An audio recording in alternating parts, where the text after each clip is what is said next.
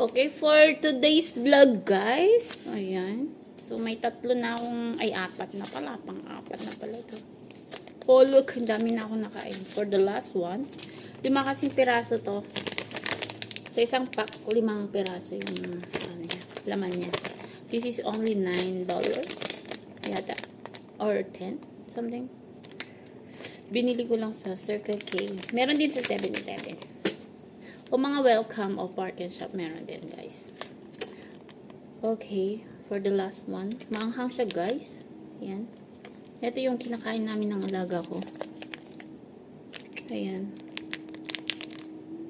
Mukbang tayo ng maanghang. Chinese seaweeds. Ang pangalan nito is Frenchy scallop. Ayan. Maanghang siya, guys. Masarap. Yung medyo makapal konti na seaweeds. Pero pwede siya ilagay sa tawag dito, sa noodle soup. Napakasarap. Pwede rin siya sa ramen. O yun, ganyan siya. Ganyan ang itsura niya, guys. Look. So spicy nga lang. Maanghang siya, guys. So yummy. With matching Fanta, guys. So yummy. Nakaapat na ako eh. Shortcut na natin yung yung vlog. Sa last part na dahil kakal. Oh, manghang siya.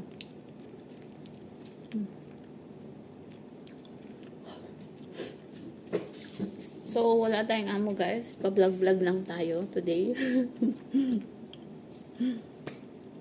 Ganun. Magsawa kayo sa mukha ko today. Dami kong post na pagbumukha ko, guys. 1 week na walang mukha, tapos 1 week na puro mukha ko. Bala kayo dyan. Bala na kayo mag-adjust. Okay, kain tayo, guys. Ang hanga lang siya. So yummy. I like this.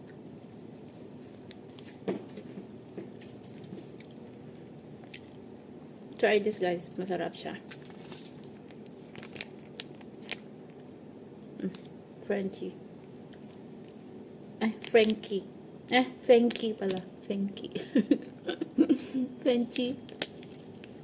Kung anong pagbigkas niyo, wala na kayo. Crunchy and tasty. Fengchi pala. Fengchi.